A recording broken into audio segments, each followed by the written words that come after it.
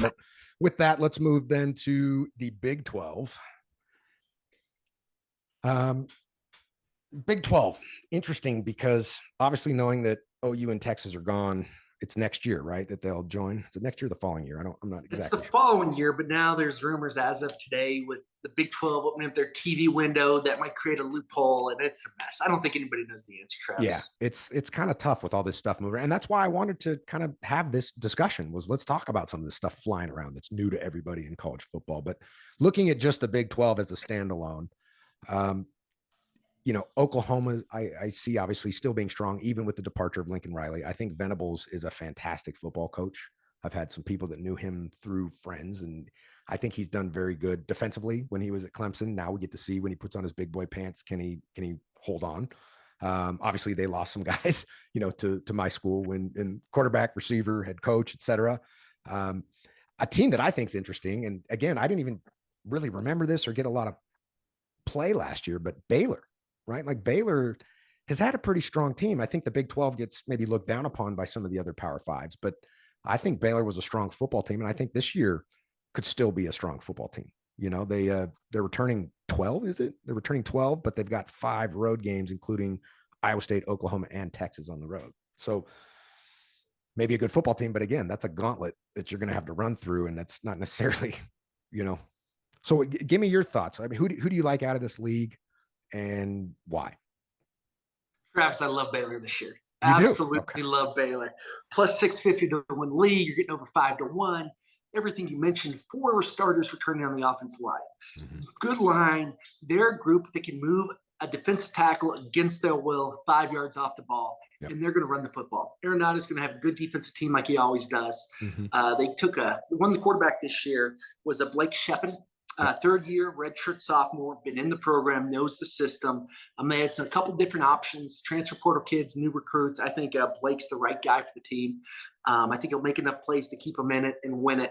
I love Baylor this year to win the Big 12. And part of that is you're picking Baylor because you think Oklahoma's down. Right. Obviously, losing a ton of guys. And yep.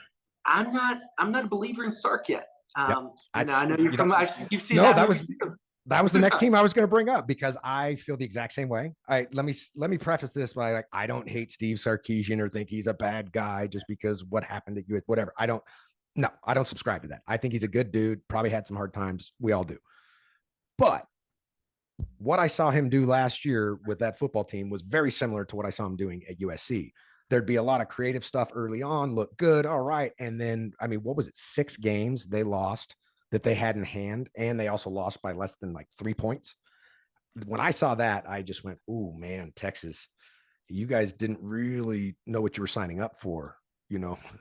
Culturally, I guess I'm saying, not obviously X's and O's. Sark's always been pretty solid with that, but I'm not sure he's the guy as the CEO, or maybe he needs a disciplinarian coordinator or somebody to come in and help him. But what I saw with our team for the years he coached, and now what I saw at Texas, I kind of whoa. I'm going to steer clear of Texas for a little. And it's tricky. You see the Saban proteges that come to Nick, kind of rehabilitate their image before they go on and get another job. And that track record is very mixed. Yep. For every Kirby Smart, right, or even Lane Kiffin, yeah. You have Sark or you have a Pruitt at Tennessee. That's right. And it's very interesting to see that it's not a rubber stamp. Oh, I'm Nick Saban's coaching school. I'm ready to go take over a program. There's a lot of pressure with Texas. Yeah. They open up with Alabama. I think they might have a directional Louisiana, and there's kind of an opener.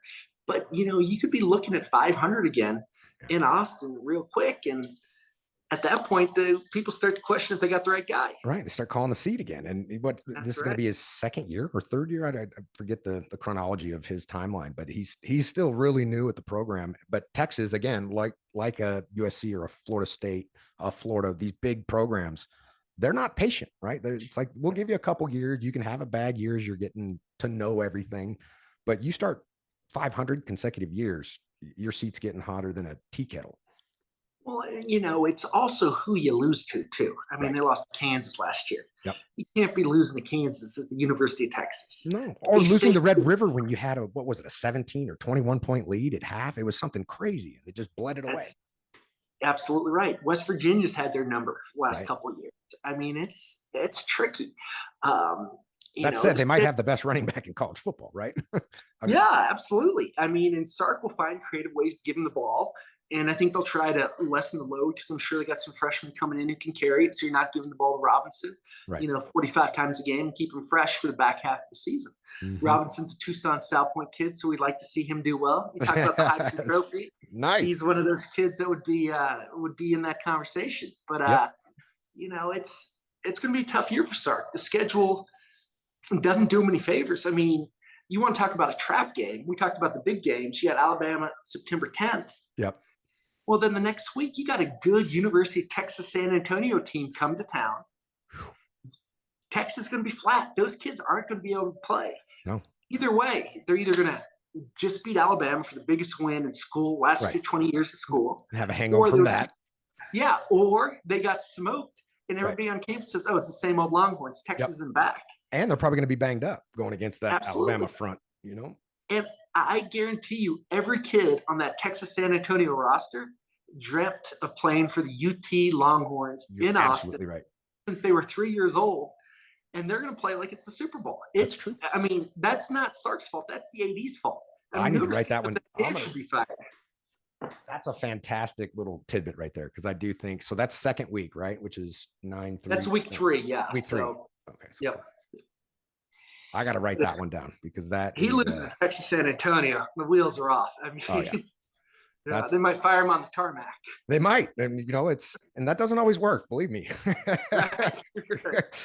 So looking at the rest of the conference, I did see this stat. Obviously, Bijan Robinson might be the best running back in college football, but they do have 14 returning starters at Texas and 6 of the front 7 on defense back. So that's interesting. But again, I need to see.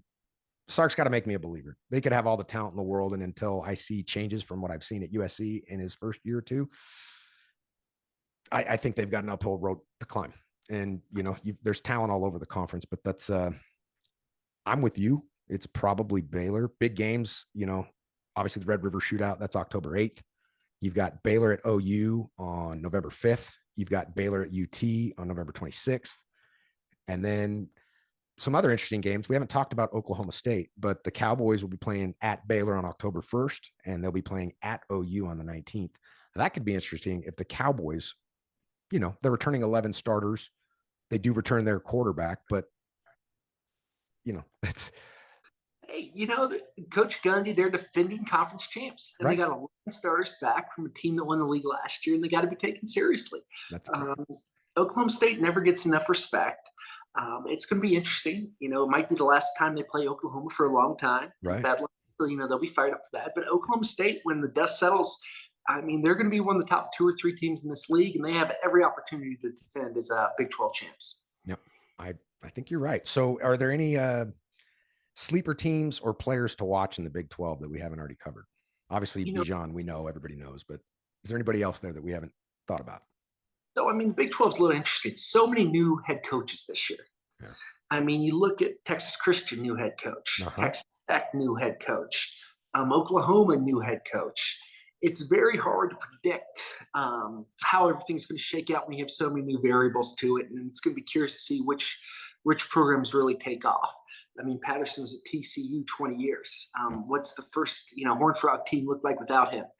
Texas Tech hires a new coach every 24 months, it seems like. They have a big collective now going on. It's going to be interesting. The 2 teams that I kind of like as sleepers, Iowa State loses Brock Purdy at quarterback. Okay. I think they take a step back. Yep. But then again, one of the best head coaches in college football, Iowa State. So, when you underrate Iowa State, that's probably the year they come get you. Yep. The guys I really like this year, and, I don't think either one can contend. I think Kansas State's doing some good things. Okay.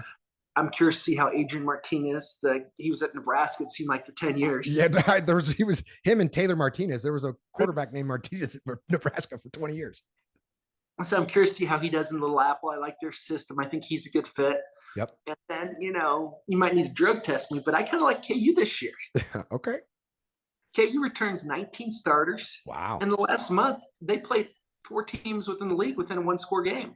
So, no, Kansas isn't going to win the league. But can Kansas play spoiler a little bit and win 4, 5, Yeah. 6 games? Maybe. We'll see. Yeah. That's an interesting call because they could help shape who ultimately does win the league by winning a game here or there rather than being the champions themselves.